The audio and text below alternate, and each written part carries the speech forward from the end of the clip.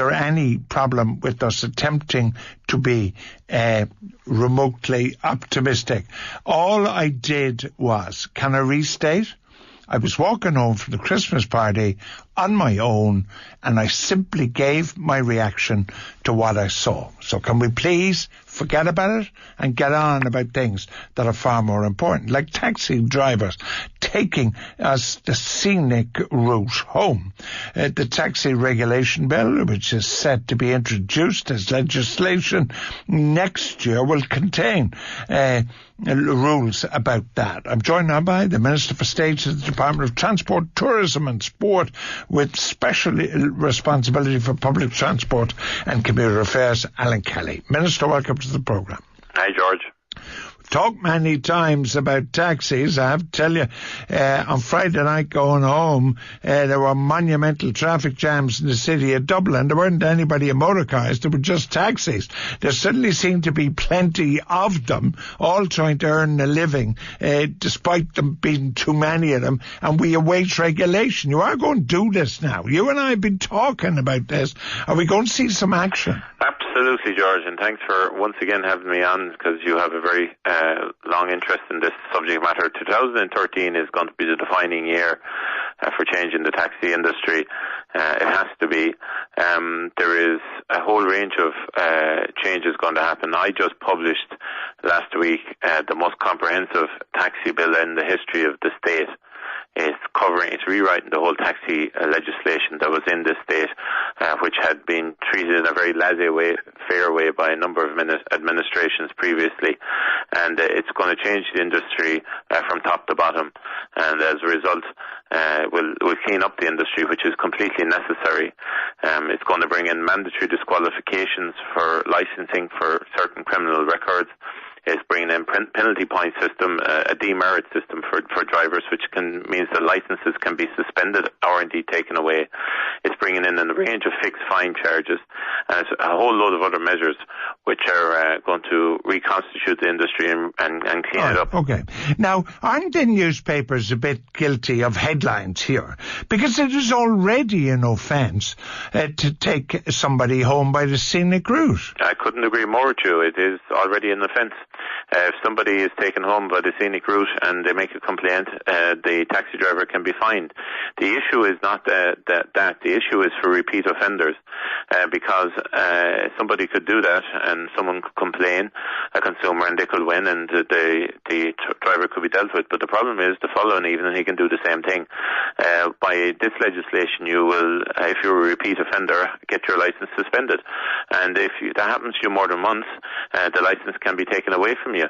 And I think that was an important change to make. All right, but this isn't a uniquely Irish problem. I mean, it doesn't happen to me in Ireland, and it doesn't happen to most Irish people, because by and large they know the way home. The problem for a tourist is that he doesn't know he's been taken on the scenic route, because he doesn't know that it is scenic route. I mean, without wishing to be overly humorous about it, even Clint Eastwood in one of his movies was taking the scenic route home when he arrived in New York as a sheriff from Arizona. He went past Macy's 3 times. Now, I mean, this is, do not accept, this is a fairly minor issue in the great scheme of things of taxis. Well, to be honest with you, George, I agree with you in relation to what you said about the press. I've never said that this is the most serious issue.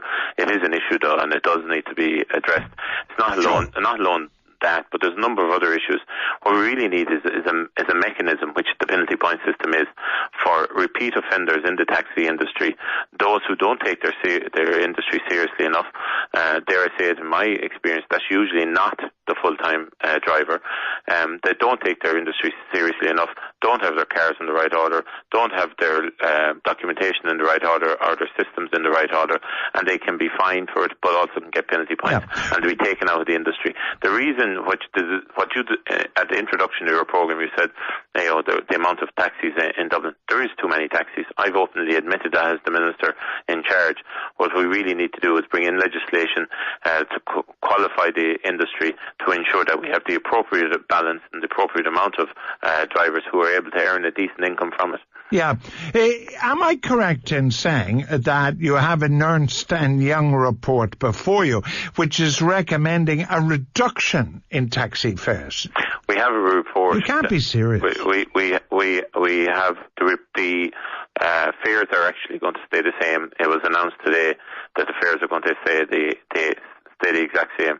There was a proposal to increase some of the fares, but the fares are staying the same. It's something that is a matter for the NTA. On a personal level, I actually agree with that. I spoke to a number of taxi drivers who are of the opinion that in order to ensure that customers continue to use the service, that the fares should be kept in the manner which they are. It really is a regulatory matter for the NTA, but speaking in a personal capacity, I would agree with the decision that has been taken. But there was a proposal that in some fares, particularly the short-haul ones, which are the ones you would have thought were the ones that the taxi drivers could least afford to take a cut, because that's their bread and butter. And there was a suggestion they be reduced, and the ones that were increased were like long-haul ones of 20 or 30 kilometres. Well, because there will be no change anyway, George. Well, I'm glad to hear it. What about your famous sign on the door? What's that going to do? Well, the branding is very important. The branding is starting from the 1st of January on renewal of licences. All taxis will have to have the branding on the cars. Well, there's an element of professionalism there, George, but also it's to ensure that when vehicles are around, not just they can be seen, but also that those who are in the industry take it seriously, and that the cars that they use are being used as taxis. And really, I think it's to ensure a certain type of standard in the industry.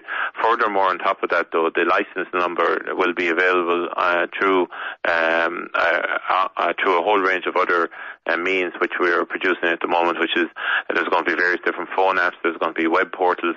All in all, the sharing of information to ensure that consumers know that the person behind the wheel of a vehicle is the person who should be driving it. And I think that's critically important. It's critically important that the industry is cleaned up, is professionalised, and that consumers can be given tools to be aware that from a safety point of view, the person behind the vehicle is the person who should be driving the vehicle. Registration of rental agreements is going to have to happen. It's going to be happening from January on. So if you're renting a vehicle out to somebody, you're going to have to register it. That was all way too loose in the past. Also, the vehicle license and the car are going to have to be the one and same, so that when you're renting something out, you're renting out a whole package. You're not just renting out a vehicle. But all of this discussion that you and I have had over a period of time, and any discussion in any media outlet, is about the taxi driver. There hasn't been a lot of discussion about the rogue consumer. Like, a lot of these drivers are forced by economic circumstances to drive late at night, and particularly on Friday and Saturday nights, when many of the people who get into the taxi cab are in poor order, and taxi drivers are forced to deal with people who we know, because there was one tragedy already, who can be violent, consumers who can deposit the contents of their night's drinking in the car. There doesn't seem to be any kind of concession to the taxi drivers and protection against rogue consumers. I completely agree. There's been way too much in the press, way too much evidence out there of how many taxi drivers have suffered at the ends of consumers. It is something that often goes under the radar, but I've highlighted it on quite a few occasions that taxi drivers in many cases provide a public service that is underestimated given the hours that they have to operate on, and sometimes they actually do have to do public obligations which others may not do. There is a number of ways under the various different criminal acts whereby if people behave in a certain manner they can be dealt with. There is a number of fines that are also available whereby people who, as you say, deposit late at night or do stuff to vehicles or behave in a way that is unsatisfactory can be fined and dealt with as well. Really, there's an awareness level too. I have offered to many of the taxi drivers that I have met, and I've met with a huge range of taxi drivers, that anywhere where they feel, working with them, that extra safety measures could be brought in from a regulatory point of view, I'd be willing to do that. Okay. And that is something that I think is important. I also think, George, though, that it's a very important thing for the listener out there that they're aware that in this bill there is going to be mandatory lifetime bans for anyone who has serious convictions. So in other words, George, anyone who's committed murder, rape, been involved in terrorism offences, once this bill is passed into law, they will never drive behind be sitting behind the wheel of a taxi again. And also, those who have serious convictions under a whole host of headings, a whole host of criminal areas, if they have convictions over 7 years, they will be off the road for 5 years. And those who are, over 2 to 3 years will be off the road for 2 years under a whole host of different criminal areas. I think it's crucially important that people are aware of this, that I was dedicated to getting certain type of people out of this industry. And this is happening through this legislation. It was something that consumer groups in particular were very strong on when we did the review last year. So I'm delighted that this legislation is coming forward from that space as well.